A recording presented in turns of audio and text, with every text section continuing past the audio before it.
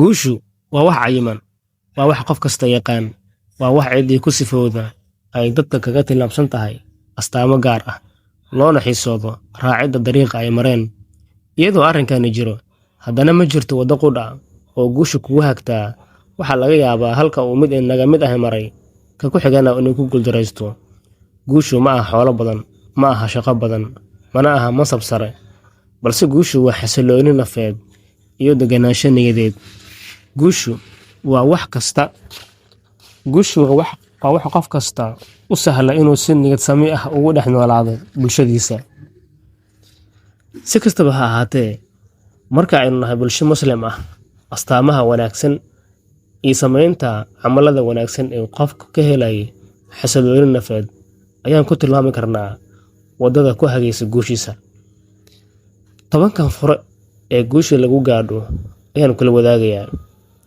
Qodobka koowaad, 5 salaadood joogtee oo ilaali khushuuceeda. Waa muhiim, waayo salaada waxay ahmiyad weyn u leedahay noloshaada adduun iyo tan aakharaba. Sidoo kale, qodobka labaad waa in aad badisaa ducada. Alla weyne wuxuu leeyahay barya waa in ajiibayaa. Isaga ayaa wax walba gacanta ku haya, waana isaga inaad weydiisato wax kastoo aad u baahan tahay adduun iyo aakhira. Qodobka saddexaad, joogtee akhrinta Quraanka. Waxaad heli doontaa xasillooni nafeed, waayo Quraanka waa daawada qalbiga iyo jirka oo idil, barashadiisa iyo ku dhaqankiisuna waajib tahay. Qodobka afaraad, labadaada waalid baari u noqo. Ayaga la'aantood waxba ma aad noqoteen, waana kuwa adiga ku jecel mar walba iyo meel kastaba. Qodobka shanaad, naftaada la soco, isqiimee oo noqo mid is-xisaabiye inta aan la xisaabin.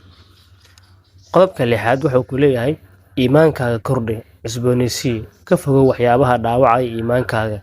Qodobka toddobaad, xiriirinta qaraabada waa qodob muhiim ah oo diinteennu na farayso, ajar iyo abaalmarin Rabbina lagu helo adduun iyo aakhiro. Qodobka sideedaad, la saaxiib qof wanaagsan. Waxaad ka fogaataa saaxiibada xun ee kaa weecinaya ama kaa leexin karo wanaagga iyo horumarka. Qodobka sagaalaad, bulshada dhexdeeda waxaad ku noqotaa qof furfuran oo dadka wax tara, isla markaana laga ammaan helo dhibtiisa. Qodobka 10aad, ka fikir waxyaabaha wanaagsan. Waxaan ula jeedaa ka fikir waxyaabaha wanaaggaada iyo horumarkaaga ku jiro, oo noqo mid dhanka wanaagsan wax ka eego, isla markaana leh rajo iyo hadaf. Mahadsanidin saaxiibayaal, fadlan like saar muuqaalka haddii aad ka heshay, saaxiibadaadana share u leh.